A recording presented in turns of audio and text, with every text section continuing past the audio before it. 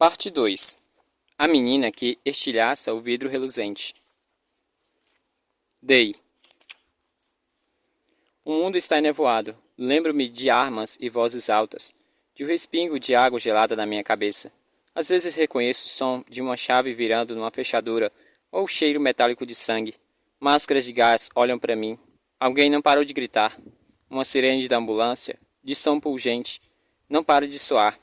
Quero desligá-la e fico tentando achar o interruptor, mas meus braços estão estranhos. Não consigo movê-los. Uma dor terrível na minha parte esquerda emudece de lágrimas meus olhos e faces. Talvez minha perna inteira esteja perdida. Visualizo várias vezes o momento em que o capitão atirou na minha mãe, como se fosse um filme, e congelou a mesma cena. Não compreendo por que ela está tão imóvel. Grito para que ela se mexa, que se esquive, que faça qualquer coisa, mas ela continua lá parada até que a bala a atinja, e ela tomba no chão. Seu rosto está apontado para mim, mas a culpa não é minha, não é. O que está enevoado entra em foco. Após uma eternidade.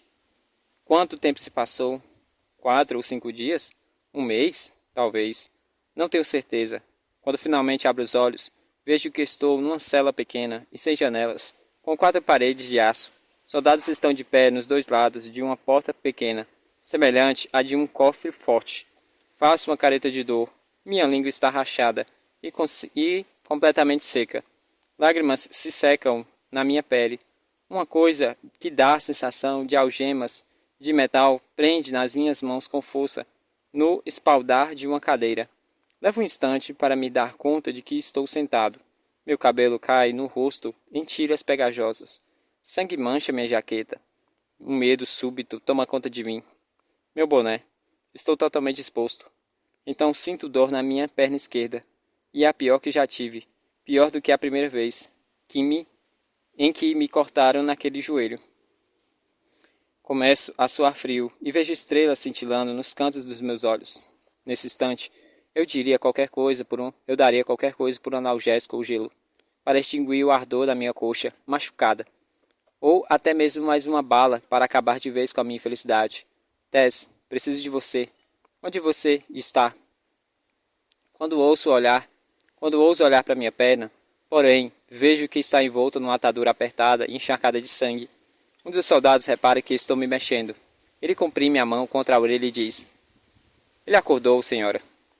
Minutos depois, talvez 1 hora, a porta de metal se abre e a comandante que ordenou a morte da minha mãe entra na sala, com grandes passos. Está vestindo seu uniforme completo, com manto e tudo. Sua insígnia de 3 setas reluz sobre a luz fluorescente. Eletricidade. Então, estou no prédio do governo. Ela diz alguma coisa para os soldados do outro lado da porta, depois fecha de novo. Então, caminha vagarosamente e sorrindo até onde estou. Não sei se a névoa vermelha que me embaça a visão é causada pela dor da minha perna ou pela fúria da presença dela. A comandante para na frente da minha cadeira, inclina-se para perto do meu rosto e diz: Meu caro rapazinho, perceba a ironia na sua voz. Fiquei muito animada quando me disseram que você estava acordado. Eu precisava vê-lo pessoalmente. Você tem muita sorte. Os médicos dizem que você não está infectado pela praga, mesmo depois de ter passado algum tempo com aquele bando de infestados que você chama de família. Eu me mexo rapidamente para trás e cuspo nela. Com esse movimento é suficiente para fazer minha perna tremer de dor. Você é um garotinho lindo. Ela me dá um sorriso venenoso. É uma pena que tenha escolhido uma vida criminosa. Sabe que você poderia ter tornado uma celebridade por seu próprio mérito com um rosto desses? Seria vacinado gratuitamente contra a praga todos esses anos. Não seria bom? Eu seria capaz de arrancar a pele do seu rosto nesse minuto, se não estivesse algemado. Onde estão os meus irmãos? Minha voz soa triste e rouca. O que você fez com Eden?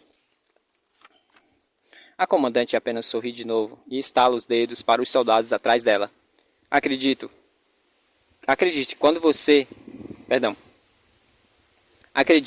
quando digo que adoraria ficar para batermos um papo, mas tenho que conduzir uma sessão de treinamento. Há uma pessoa muito ansiosa para ver você. Vou deixar que ela assuma daqui para frente. A mulher sai sem dizer mais nenhuma palavra. Então vejo outra pessoa, alguém menor, com uma estatura mais delicada. Entra na cela com o ruído de uma capa negra. Demora um minuto para reconhecê-la. Não está mais usando calças rasgadas nem botas lamacentas. E não há terra em seu rosto. A menina está limpa e arrumada, com o cabelo preto puxado para trás num rabo de cavalo alto e lustroso. Veste um uniforme elegante. Diagramas dourados brilham do alto da sua vestimenta militar com o manto. Cordas brancas lhe circundam os ombros. Uma insígnia como uma seta dupla está gravada em ambas as mangas. Seu manto vai até os pés e tem uma faixa preta e dourada. Um nó requintado prende a parte superior da capa firmemente. No lugar. Fico surpreso com a aparência jovem. Fico surpreso com a sua aparência jovem, ainda mais jovem do que a conheci. Certamente a República não daria a uma garota da minha idade, a uma garota da minha idade, um pulso tão elevado. Olho para a sua boca. Os mesmos lábios que beijei brilham num tom suave de gloss. Um pensamento meio doido me vem à cabeça e tenho vontade de rir. Se ela não tivesse provocado a morte da minha mãe e a minha captura, se eu não a desejasse que ela estivesse morta, eu acharia absolutamente deslumbrante. Ela deve ter percebido o reconhecimento em minha voz. Você deve estar muito emocionado quanto eu. Você deve estar tão emocionado quanto eu. Estou por nos reencontrarmos. Pode retribuir um gesto com extrema bondade da minha parte. Eu ter pedido que pusessem uma atadura em sua perna, diz ela de repente. Quero ver você de pé quando for executado. Não quero que morra de infecção antes que eu acabe com você. Valeu, você é muito gentil. Ela ignora meu sarcasmo e diz. Você quer dizer que você é o Day. Fique em silêncio. A menina cruza os braços e olha de modo penetrante. Mas suponho que eu devo te chamar de Daniel. Daniel Alter Wing. Consegui extrair essa informação do seu irmão John. A menção do nome de John, eu inclino para a frente mesmo. No mesmo instante, lamento por ter feito isso, quando minha perna explode de dor. Fale logo. Onde estão os meus irmãos? A expressão dela não muda. Ela sequer pisca. Você não precisa mais se preocupar com eles. Ela dá vários passos à frente. São passos firmes, indubitavelmente, passos de elite da República. Ela os disfarça incrivelmente bem nas ruas. Isso me deixa mais irado ainda. Eis como uma coisa funciona, senhor Wing. Vou fazer uma pergunta, e o senhor vai me responder. Vamos começar com uma pergunta fácil. Qual é a sua idade? Eu olho fixamente para ela e digo. Eu nunca deveria ter salvado você naquela luta de squeeze. Deveria ter deixado que você morresse. A menina olha para baixo. Depois tira uma arma do cinto e me bate com força no rosto. Por um segundo só consigo ver a luz branca ofuscante. O gosto de sangue me enche a boca. Ouço um clique, depois de um metal frio nas minhas têmporas. Resposta errada. Vou ser bem clara. Se você me der outra resposta errada, vou garantir que você ouça daqui os gritos do seu irmão John. Se você me responder errado pela terceira vez, seu irmãozinho Eden pode partilhar do mesmo destino. John e Eden, pelo menos ambos estão vivos. Então percebo, pelo som oco do clique, que a arma não está carregada. Aparentemente, ela só quer me bater. A menina se afasta a arma. Quantos anos você tem? 15. Assim é melhor. A menina abaixa o revólver um pouco. É hora de algumas confissões. Você é o responsável pela invasão do Banco Arcadia? O lugar que invadi em 10 segundos. Fui. Então, você... Cala a boca, machos. Então, você deve ser também o responsável pelo roubo dos 1.650 notas de lá. É isso mesmo. Você foi responsável por vandalizar o Departamento de Defesa Interna há 2 anos e destruir os motores de 2 aviões do front? Fui. Você incendiou uma série de caças F-472 estacionados na base aérea de Burbank pouco antes que eles rumassem para o front? Isso aí me deixou até orgulhoso. Você agrediu um cadete que estava montando guarda na divisa de zona da quarentena do setor Alpha? Eu amarrei o cara e levei comida para suas famílias. Perdão. Eu amarrei o cara e levei comida para umas famílias que estavam em quarentena. Me deixe em paz. A menina despeja mais alguns dos seus delitos passados. A menina despeja mais um dos meus delitos passados. alguns dos quais eu mais mal me lembro. E depois ela indaga sobre mais um crime, meu último. Você é o responsável pela morte do capitão da patrulha municipal durante a excursão de um hospital central em Los Angeles? Você roubou suprimentos médicos e invadiu o terceiro andar? Levanto o queixo e digo: o capitão chamado Metias. Ela me olha friamente e diz: isso mesmo, ele é meu irmão. Ah, é por isso que ela me persegue. Respiro fundo e digo: o seu irmão, eu não o matei. Eu não poderia ter feito isso.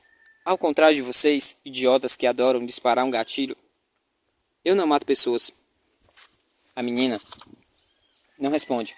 Ficamos nos olhando por um momento. Sinto uma estranha sensação de solidariedade, mas rapidamente a afasto. Não posso ter pena de uma agente da República. Ela se dirige a um dos soldados da porta. O prisioneiro na 6.822. Decepe os dedos da mão dele. Avanço subitamente para frente, mas as algemas e as cadeiras me impedem.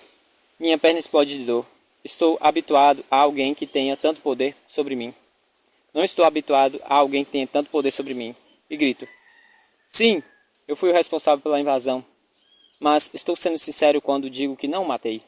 Admito que feri, porque eu precisava fugir e ele tentou me deter. Mas não há como uma faca que eu atirei ter causado mais do que um ombro machucado. Por favor, vou responder às suas perguntas. Até agora já respondi tudo que você me perguntou. A menina me olha de novo. Não mais do que um ombro machucado? Você deveria ter verificado. Seus olhos expressam profunda fúria e me assustam. Tento lembrar da noite em que enfrentei Metias, no momento em que ele tinha uma arma apontada para mim.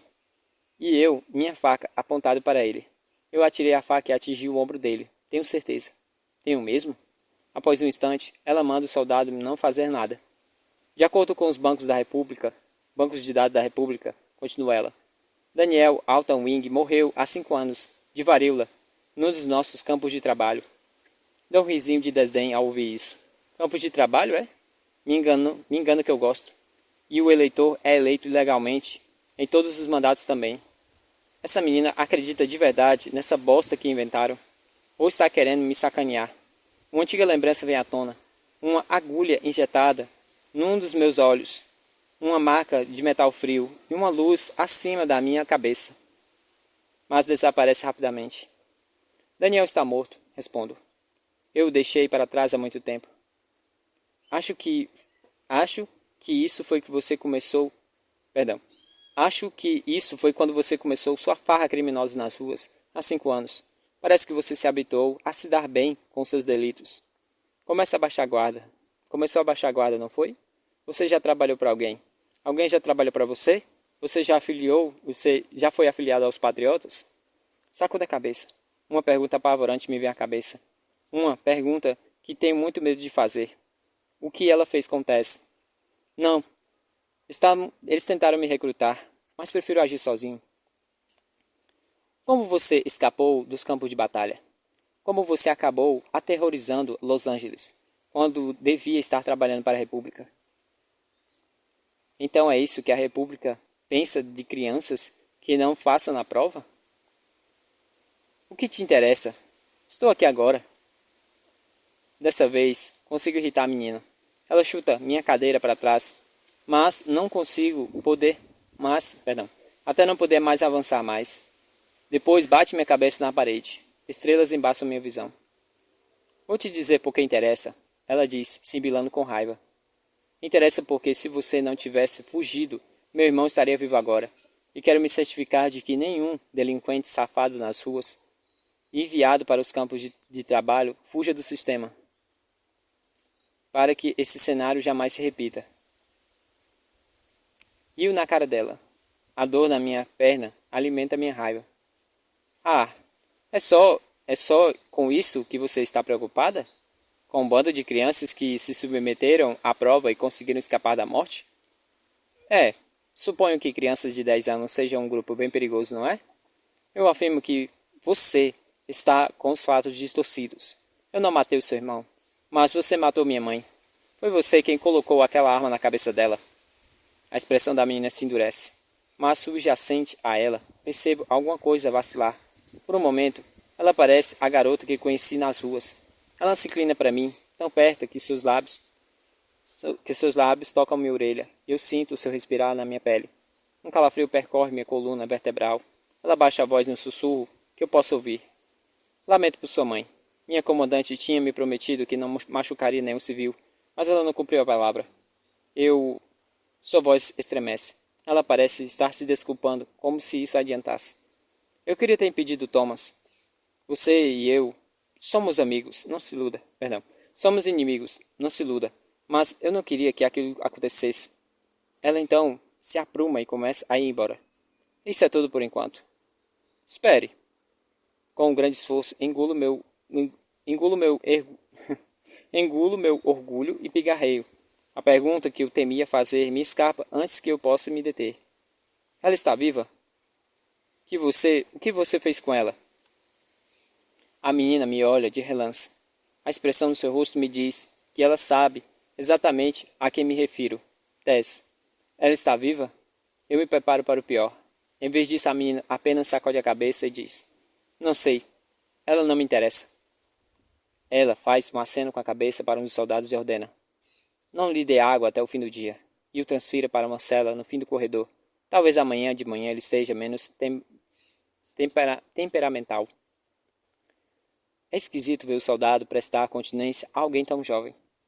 Ela está mentindo. Ela está mantendo Tess em segredo. Perceba então. Pelo meu bem? Pelo bem de Tess? A menina sai. Fico sozinho na cela com os soldados. Eles me tiram com força da cadeira. Me puxam com força pelo chão e pela porta. Minha perna ferida se arrasta pelos azulejos. Não consigo segurar as lágrimas que descem dos meus olhos. A dor me faz tonto, como se eu estivesse me afogando num lago sem fundo. Os soldados estão me levando para um largo corredor que parece ter 2 quilômetros de extensão. Tropas estão em todo o que é lugar, assim como médicos usando protetores e luvas brancas. Óculos protetores e luvas brancas. Devo estar na ala médica, provavelmente por causa da minha perna. Minha cabeça cai para frente. Já não consigo mantê-la na posição normal. Na mente, vejo a imagem do rosto da minha mãe, encolhida no chão. Eu a matei. Quero gritar. Perdão. Eu não matei. Quero gritar, mas não sai nenhum som da minha boca. A dor na perna ferida me impede. Pelo menos Tess está salvo. Tento enviar um alerta mental a ela. Dizer que a sala saia da Califórnia e corre para o lugar mais distante possível. É então que na metade do corredor, uma coisa me chama a atenção.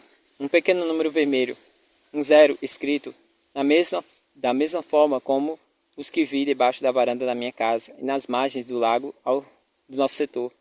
É aqui. Viro a cabeça para olhar melhor enquanto passamos pelas portas duplas em que o 0 está pintado. As portas não têm janelas, mas no instante em que uma figura mascarada e vestida de branco entra, dou uma olhada para dentro.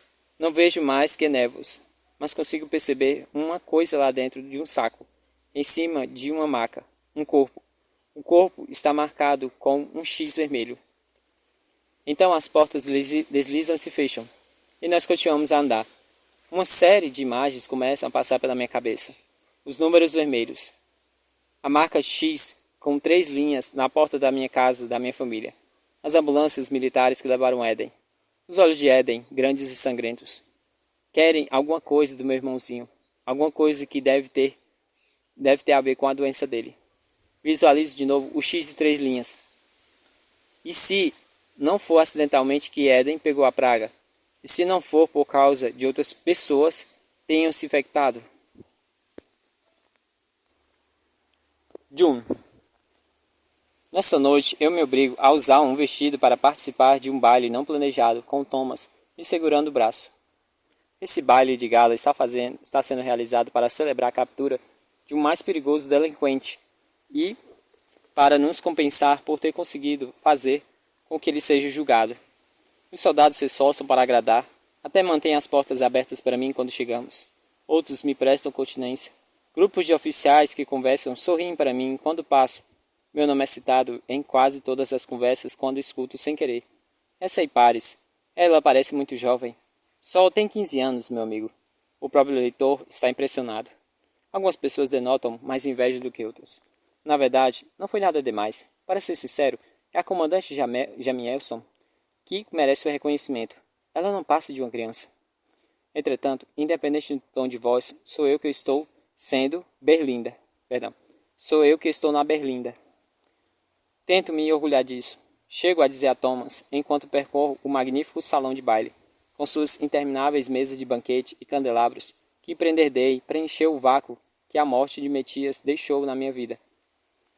Mas, mesmo quando digo isso, não acredito nas minhas palavras. Tudo aqui me parece errado. Tudo a respeito desse salão, como se fosse tudo ilusão, que se espartifará se eu estender o braço e tocar. Eu me sinto mal, como se tivesse feito a coisa mais terrível ao trair um garoto que confiou em mim. Que bom que você está aliviada, diz Thomas. Pelo menos Day está servindo de alguma coisa. O cabelo dele está cuidadosamente penteado para trás, e ele parece mais alto do que normalmente é, no seu impecável uniforme franjado de capitão. Ele toca o meu braço com uma das mãos iluvadas. Antes do assassinato da mãe de Day, eu teria sorrido para ele. Agora eu sinto um calafrio e retiro o braço. É por causa de Day que fui forçado a usar esse vestido, quero dizer. Mas em vez disso, apenas amacio o tecido já liso da minha roupa de baile. Thomas e a comandante Jamerson haviam insistido que eu usasse um vestido bem bonito, mas nenhum dos dois me disse por quê. Jamerson fez um gesto de desinteresse com a mão quando perguntei. Para variar, Paris, diz ela, faça o que mandam e não questione. Então ela acrescentou alguma coisa sobre uma surpresa, o surgimento inesperado de alguém de quem gosto muito. Por um momento, ilógico, pensei que ela talvez se referisse ao meu irmão, de que de alguma forma ele havia sido ressuscitado e eu veria nessa noite na celebração. Por enquanto, só permiti que Thomas me conduzisse entre a multidão de generais e aristocratas. Acabei escolhendo o vestido da cor de safira, com um corpete, revestido de minúsculos brilhantes. Um dos meus ombros está coberto de rendas e o outro estendido sobre um longo trecho de seda. Meu cabelo está liso e solto, o que é confortante para quem passa a maioria dos dias em treinamento com o cabelo puxado firmemente para trás. Thomas ocasionalmente me olha e cora. Mas eu não entendo por que tanta onda. Já usei vestidos mais bonitos, e este é muito moderno e assimétrico. Esse vestido poderia comprar comida por vários meses para uma garota das favelas. A comandante me informou que vão levar a sentença de Day amanhã de manhã. Diz Thomas, um instante depois, quando terminamos de cumprimentar um capitão do setor Esmeralda. A menção de Jamerson desvia o rosto, sem saber se quero que Thomas observe minha reação. Parece que já esqueceu o que aconteceu com a mãe de Day, como se 20 anos tivessem se passado, mas resolvo ser educado e digo, já? Quanto antes melhor, certo? A súbita irritação na voz dele me assusta, e pensar que você foi obrigada a passar tanto tempo na companhia dele. Fico surpresa por ele não ter matado você enquanto dormia. Thomas faz uma pausa e então não decide terminar a frase. Eu me recordo do calor do beijo de Day, a maneira como ele pôs a atadura no meu ferimento. Desde a sua captura, já pensei intrigado sobre isso umas centenas de vezes. O Day que matou o meu irmão é um criminoso cruel e impiedoso. Mas quem é o Day que eu conheci nas ruas? Quem é esse menino que arriscaria a própria segurança por uma garota que não conhecia? Quem é o Day que sofre tão profundamente por sua mãe? Seu irmão John com aparência quase idêntica a ele? Não. Espera aí que eu perdi o... Vamos lá. Seu irmão John com aparência quase idêntica a ele não pareceu má pessoa quando o interroguei na sua cela. Barganhando sua vida pela de Day, barganhando dinheiro escondido pela liberdade de Eden. Como é possível que um criminoso tão implacável seja parte dessa família? A lembrança de Day preso à cadeira, padecendo por causa da perna ferida, me deixa zangado e confuso ao mesmo tempo. Eu poderia ter matado ontem. Eu poderia ter carregado a arma com algumas balas. Poderia ter disparado o revólver e o matado. Então o assunto estaria resolvido. Mas eu deixei a arma sem balas. Esses maus elementos de rua são todos iguais. Continua Thomas, repetindo o que eu disse a Day na sua cela. Se soubesse que o irmão doente de Day, o pequenino, tentou cuspir na comandante Jamelson ontem,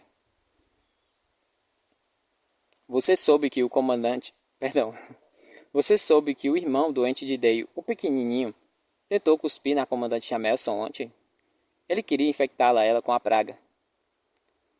O assunto do irmão mais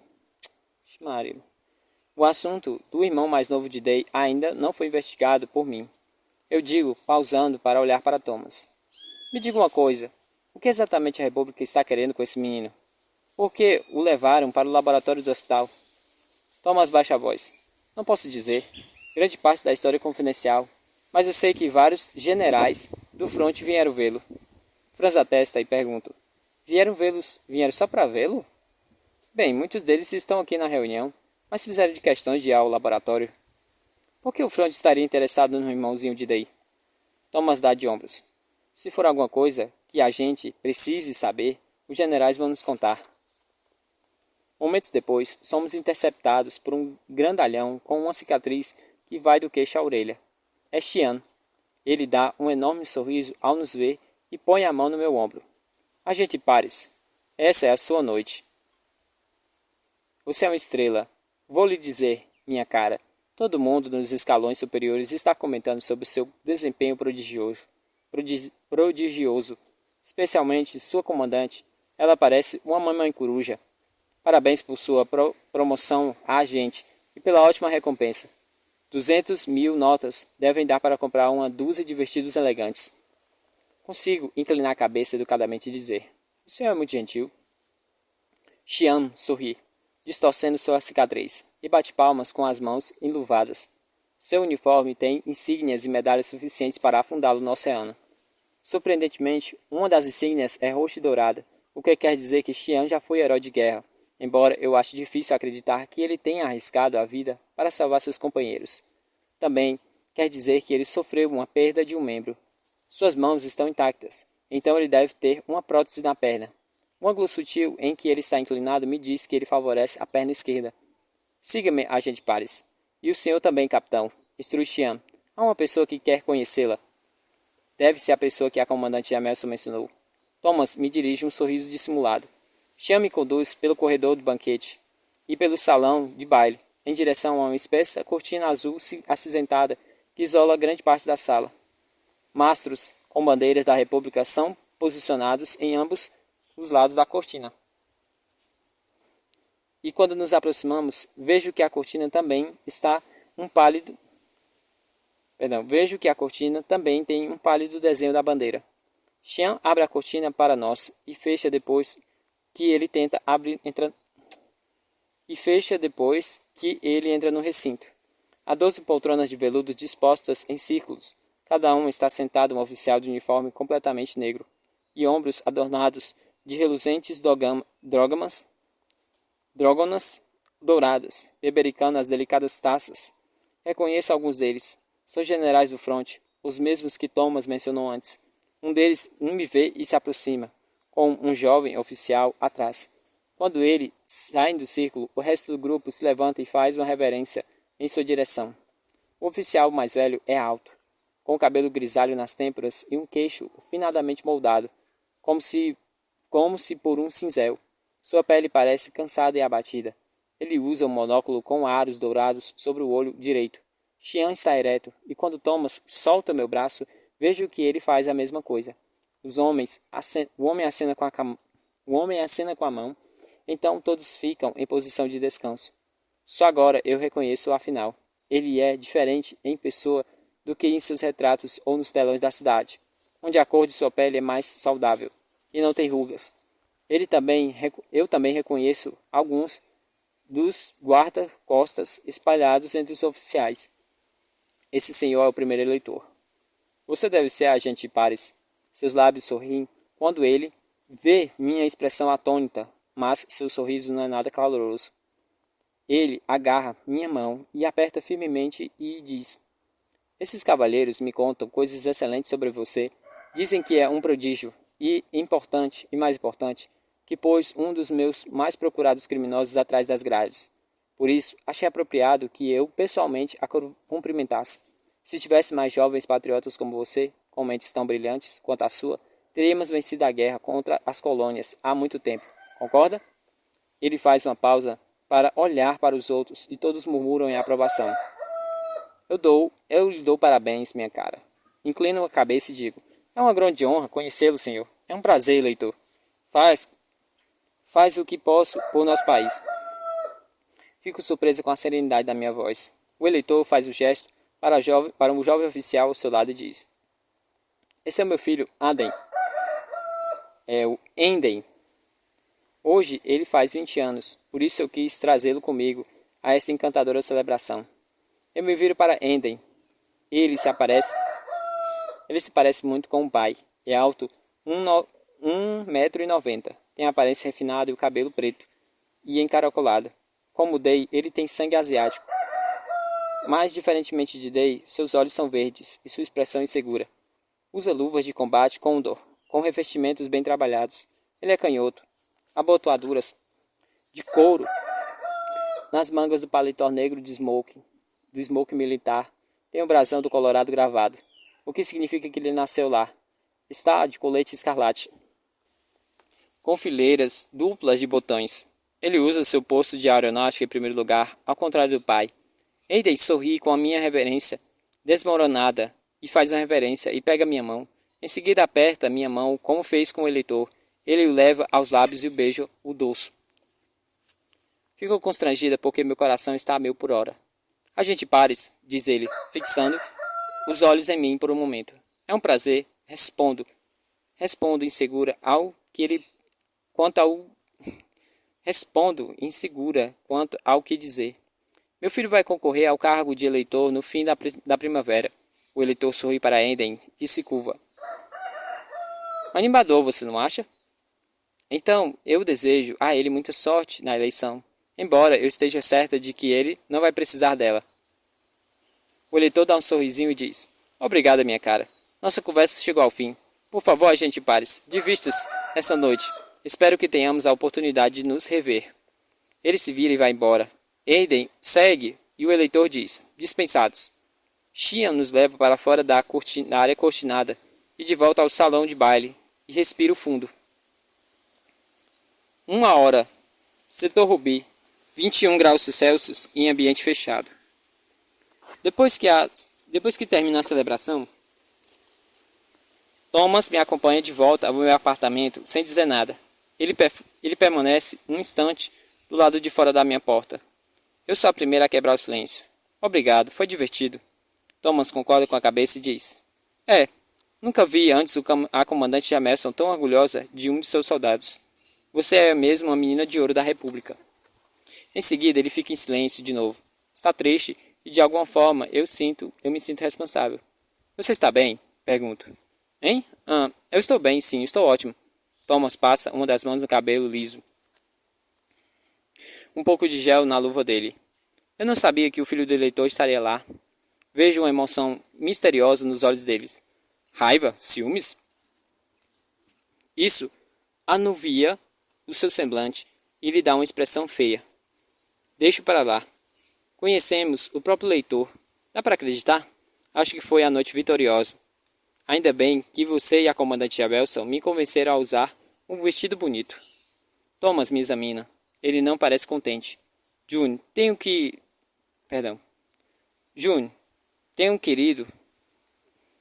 querido lhe perguntar.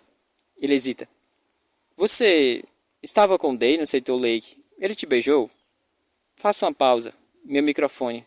É assim que ele sabe. Meu microfone estava ligado quando nos beijamos. Ou talvez eu o tenha desligado direito. Eu não tenha desligado direito. Olho para Thomas e respondo. Beijou. A mesma emoção volta ao seu olhar. Por que ele fez isso? Talvez ele tenha me achado atraente. Porém, o mais provável seja porque ele bebeu um vinho ordinário e então eu também. Eu não queria comprometer a missão depois de ter chegado tão longe. Ficamos em silêncio um momento. Então, antes que eu possa protestar, uma das mãos enluvadas de Thomas roça no meu queixo enquanto ele se debruça para me beijar nos lábios. Eu me afasto antes que sua boca toque a minha, mas agora ele passa a mão na minha nuca. Fico surpresa com a repulsa que sinto. Tudo que vejo à minha frente é um homem com sangue nas mãos. Thomas me olha demoradamente, depois me solta e recua. O descontentamento está estampado nos seus olhos. Boa noite, senhorita Pares. Ele sai apressadamente pelo corredor para que eu possa responder. Engoli seco. Certamente não posso me encrencar por cumprir o que espera de mim quando estou em missão na rua. Mas não é preciso ser gênio para ver que Thomas ficou aborrecido. Eu me pergunto se ele vai fazer alguma coisa com essa informação. Eu o vejo desaparecer, abro a porta lentamente e entro em casa. Olhe me compreende com entusiasmo. Eu o acarinho. Solto na área dos fundos, tiro o vestido assimétrico e entro no chuveiro. Quando acabo, visto uma jaqueta preta e uma bermuda. Tento em vão dormir. Muita coisa aconteceu hoje. O interrogatório de Day, conhecer o primeiro eleitor e seu filho, depois o ato de Thomas. A cena do crime de Metias volta em meus pensamentos, mas enquanto relembro, vejo o rosto dele se transformar no rosto da mãe de Day. Esfrego os olhos, pesado de exaustão.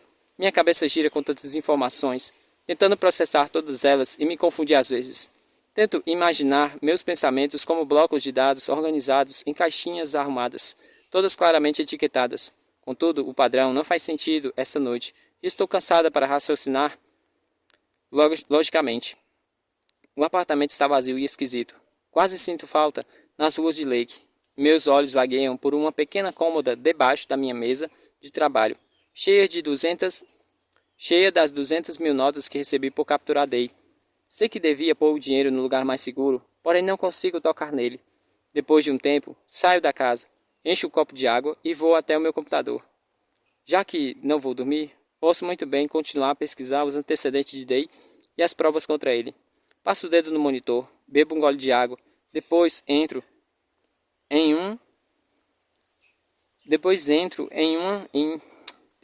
com a minha senha para acessar a internet. Abro os arquivos da comandante Amelson que me mandou. Estão cheios de documentos, fotos e matérias de jornais escaneadas. Toda vez que eu examino coisas assim, escuto mentalmente a voz de Metias. Parte da nossa tecnologia já foi melhor. Antes das inundações, antes que milhares de bancos de dados fossem eliminados. Ele suspeitava com ironia, depois piscava para mim e dizia: legal, eu ter escrito minhas informações à mão, hein? Analiso os documentos que eu já li antes, e logo começo com os documentos novos. Minha mente separa os detalhes. Nome: Daniel Alton Wing. Idade: sexo: 15, masculino. Antes etiquetado como falecido aos 10 anos. Altura: 1,78 m. Peso: 66,40 kg. Tipo sanguíneo: O. Cabelo: muito louro, comprido. Olhos: azuis claros. Pele: morena clara. Etnia predominante: mongol. Interessante, é uma alta proporção para que no ensino elementar nos ensinaram ser um país extinto. Etnia secundária: caucasiano. Setor: Lake. Pai: Taylor Aslan Wing, falecido. Mãe: Grace Wing, falecida. Minha mente faz uma pequena pausa. Mais uma vez visualizo a mulher caída na rua, em cima do próprio sangue.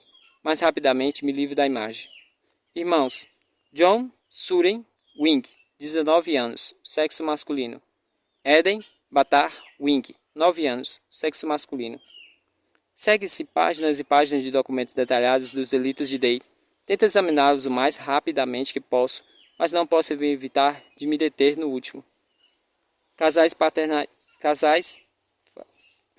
fatais. Capitão Metias e Pares. Fecho os olhos. Olhe geme aos meus pés, como se soubesse que estou lendo. Depois encosto o focinho na minha perna. Distraidamente, acaricio-lhe a cabeça. Eu não matei o seu irmão. Foi isso que ele me disse. Mas foi você quem colocou aquela arma na cabeça da minha mãe. Eu me obrigo a pensar no outro documento. De qualquer forma, já memorizei o relatório do crime do começo ao fim. Sou atraída então para alguma coisa. Sento-me mais ereta. O documento à minha frente mostra a contagem da prova de Day. É um papel escaneado com um gigantesco carimbo vermelho, muito diferente do carimbo azul que vi na minha prova. Daniel Altan Wing. Contagem 674/1500. Reprovado. Algo sobre esse número me incomoda. 674? Nunca soube de alguém com a contagem tão baixa. Um garoto que conheci no ensino elementar falhou, mas sua contagem foi quase 1000. A maioria das contagens dos reprovados ficam entre 825 e 890. Nunca menos que 800. E esses são alcançados pelas crianças que se esperam que sejam reprovadas, as que não prestam atenção e não têm capacidade. Mas 674? Ele é muito inteligente, demais para isso, digo baixinho. Vou ler o relatório, caso eu tenha perdido algum detalhe, mas o número continua lá. Impossível. Day é bem articulado e racional, e sabe ler e escrever. Ele devia ter passado na entrevista da prova. É a pessoa mais ágil que já conheci. Devia ter tirado grau máximo nos testes físicos. Tenho contagens elevadas nessas áreas. Teria sido impossível para ele marcar menos que 850, o que ainda o reprovaria, mas seria mais do que 674. E ele só teria feito 850 se tivesse deixado toda a prova discursiva em branco. Então penso, a comandante Jamelson não vai ficar satisfeita comigo. Abro uma ferramenta de busca e aponto para o URL confidencial. As contagens finais das provas são de conhecimento comum, mas os reais documentos da prova nunca são revelados, nem mesmo os investigados, nem mesmo aos investigadores criminais. Mas meu irmão era Metias e eu nunca tivemos o problema de ter acesso ao banco de dados da prova, graças ao conhecimento dele. Fecho os olhos e relembro que ele me ensinou. Determine o sistema operacional e consiga acessar como administrador. Veja se consegue alcançar o sistema remoto. Conheça seu alvo e proteja a segurança de sua máquina. Encontro uma porta aberta no sistema, depois de 1 hora escaneando. Então, assumo os privilégios da administração. O site apita um som de bip uma vez, antes de mostrar uma única barra de busca. Silenciosamente digito o nome Day no computador. Daniel Altan Wing. Aparece a página da frente da prova de sua do documento de sua prova. A contagem ainda indica 674/1500. Vou então para a página seguinte com as respostas de Day. Algumas perguntas são de múltipla escolha, ao passo que outras requerem várias frases como resposta. Examino todas as tintas das 2 páginas, as 32 páginas, antes de confirmar algo muito estranho. Não há marcas vermelhas. Na verdade, todas as respostas deles estão intocadas. Sua prova parece tão correta quanto a minha. Volto à primeira página. Depois leio cada resposta com muito cuidado e respondo mentalmente. Levo 1 hora para responder todas, mas todas as respostas são iguais à minha. Quando chego ao fim desse documento da prova, vejo que as contagens separadas das sessões de entrevista e físicas, ambas estão perfeitas. A única coisa estranha é a breve anotação no fundo da contagem da entrevista que diz: atenção, Day não foi reprovado na sua prova. Não chegou nem perto disso. Na realidade, ele alcançou a mesma contagem que eu, 1500/1500. Não sou mais o único prodígio da República com uma contagem perfeita.